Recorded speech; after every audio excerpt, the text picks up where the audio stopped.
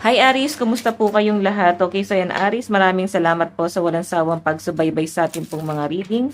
And kung ikaw ay bago pa lang sa ating channel, mag-subscribe na po kayo, then i-click mo na rin yung ating notification bell para lagi kang updated sa ating mga bagong upload. Okay, so Aris, sa mga interested naman sa private reading, nasa description box below lang po yung link ng Facebook ko. Message lang kayo. Nandyan din guys yung aking WhatsApp. Message lang kayo guys. So, tignan natin, Aris, ano may mga possible na ganap sa inyo this week. Aris, Sun, Moon, Rising, and Venus. Aris. Meron tayong Knight of Wands. So, may mga pagninilay-nilay, no? So, pag sinabi kasi guys, Wands, pwedeng meron ka pang gustong mangyari. May mga bagay ka pang gusto mong ma-achieve sa buhay mo. And, possible na maboard ka or hindi ka na nagiging masaya kung ano man yung meron ka sa buhay mo ngayon. So, mataas yung chance na nagkakaroon ka ng frustration sa buhay mo. And again, since Knight of Wands to, nag-explore yung energy mo ngayong week na to eh. Okay, parang medyo naguguluhan ka lalo na pagdating sa career mo. May mga bagay na parang nagiging palaisipan sa inyo. Parang meron ka pang gustong ma-achieve. Meron kang gustong mabago pa sa buhay mo. Yan yung nakikita ko dyan, Aris. Again, check pa natin. Aris, Sun, Moon, Rising, and Venus sign. Aris.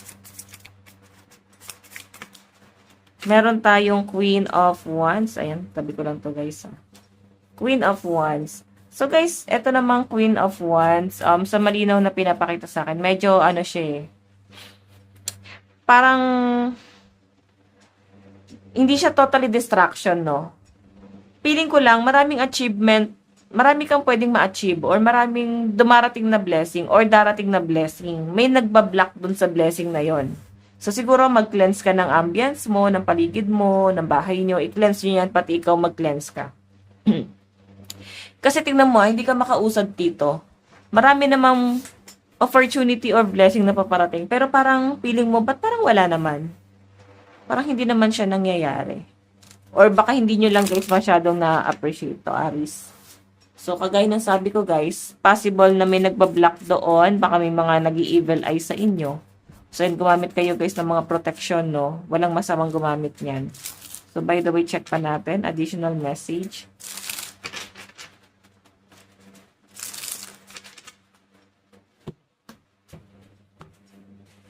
Additional message.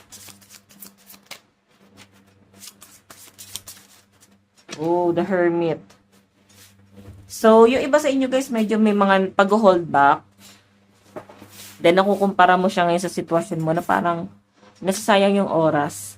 Okay, sayang yung oras tapos parang walang nangyari. Tapos, makukumpara mo yung sitwasyon mo sa ibang bagay, sa ibang tao. Na same mo ng situation na parang sa kanila parang may usad yung buhay nila. Ikaw mapapansin mo na parang may malas na nangyayari. Okay, hindi umuusad yung buhay mo. So this week guys, parang nasa hermit mode ka eh. Ang dami mong pagninilay-nilay. So possible na ang dami mong pahinga pero hindi ka totally na pahinga. Okay, kasi yung utak mo yung gumagana, yung utak mo yung pagod kay isip. Kasi more on pag-overthink si hermit, no?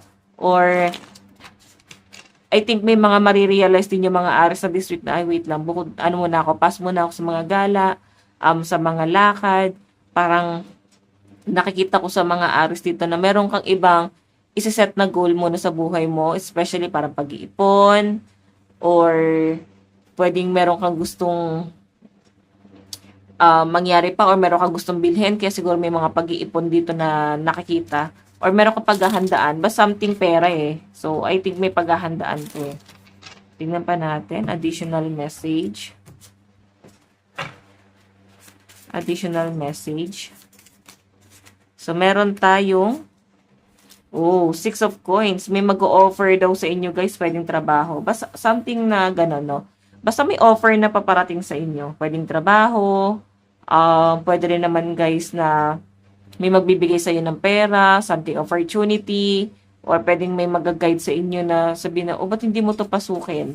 Bakit hindi mo itry yung ganitong klase ng side hustle or ganitong trabaho? So, ganon. Kasi ang nakikita ko sa mga Aries, more on ikaw din yung nagbibigay sa ibang tao, no? So, mauubos ka, marirealize mo siya this week. Parang wait lang, parang ako lagi nagbibigay. Ikaw yung mauubos dyan. Okay? Maging practical ka dito, Aries. Kasi since ikaw yung laging bigay ng bigay, walang matitira sa inyo. So, again, check pa natin, Aries. Aries, Sun, Moon, Rising, and Venus sign.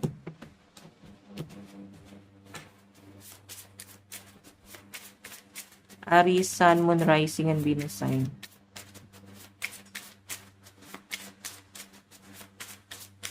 Meron tayong the Sun. Ang daming, alam nyo guys, may mga blessing talaga na dumarating sa inyo. No? Pasensya na, medyo maliit yung card ko. Parang lit doon sa video. So, ang daming blessing na dumarating. Pero, hindi mo siya guys gano'n na-appreciate kasi labas din eh. Pumapasok yung pera, sabay lumalabas din. Tapos, hindi ka totally nagiging magastos. Feeling ko sobra ka lang nagiging mapagbigay. Okay? Yung mga bagay na kailangan mo ilimit sa sarili mo. Yung sobrang mapagbigay, oh. So, for me, baka pang-aabuso to. Kasi nakita nila na ikaw tong bless eh. Ikaw tong maraming maraming blessing na dumarating sa inyo eh. Maraming opportunity na dumarating sa inyo. So, isa yun sa mga pwedeng i-consider dyan. Again.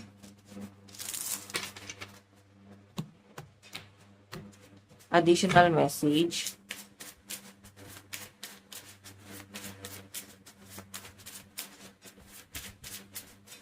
Additional message. Aries, Sun, Moon, Rising, and Venus sign. Two of Wands. Aries, ito ha, pag-aantay to. Or pwedeng pag ninilay-nilay, marirealize mo siya this week na wait lang. Parang nadagdagan yung mga taong pwedeng umabuso sa inyo. Nadagdagan yung mga taong naging responsibilidad mo na parang kailangan mong pagtuunan ng gastos, pagtuunan ng budget, no? Madadagdagan siya. So, may pagninilay-nilay ka na wait lang. Parang kailangan ko munang mag-hermit mode. So, doon na siya guys magsisimula. Parang kailangan mo muna mapag-isa, mapagnilay-nilay kasi hindi mo nakokontrol yung pera mo eh pag may ibang tao. So, pwedeng kung ikaw mag-isa, makokontrol mo siya. Manage mo, no? So, again, additional message, Aries. Meron tayo dito guys, Knight of Swords. So, mag-ingat ka kasi tignan mo ha, pwedeng may mga taong sumasaksak sa inyo patalikod. Or pwede may mga tao. Ito kasing Six of Swords kasi. May pang-aabuso dito. Okay? Ingatan mo yung source of income mo. Ingatan mo yung blessing na dumarating sa inyo. Sabihin na natin guys na kahit nagiging mabuti naman sila sa inyo, ikaw nagiging mabait ka lang, wala kang pwedeng patunayan. Wala kang kailangan patunayan sa kanila guys. Okay? Lalo na kung yung sitwasyon guys is parang paulit-ulit, parang walang give and take dito. Take lang sila ng take. So, kailangan dun pa lang mag-isip ka na Aries. So, by the way guys ha, itong The Sun, maganda yan.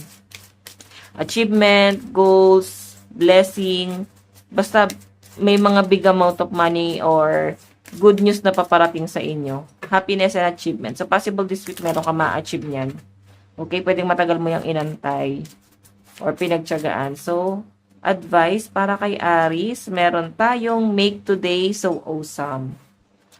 Awesome that yesterday gets jealous. Diba? So, feeling ko, kahit may magandang nangyari sa buhay mo, Aries, hindi ka pa rin talaga totally nasasatisfy kasi nagkakaroon ka ng parang insecurity or yung bagay na gusto pang mangyari sa buhay mo or ma-achieve mo sa buhay mo, hindi mo pa siya totally nakukuha, Aries. Okay? Meron kang hinihiling dito na hindi mo pa totally nakukuha. Kaya nagkakaroon ka ng mga insecurities. So, by the way, Aries, ito lang ang reading nyo. Maraming salamat po. Bye-bye.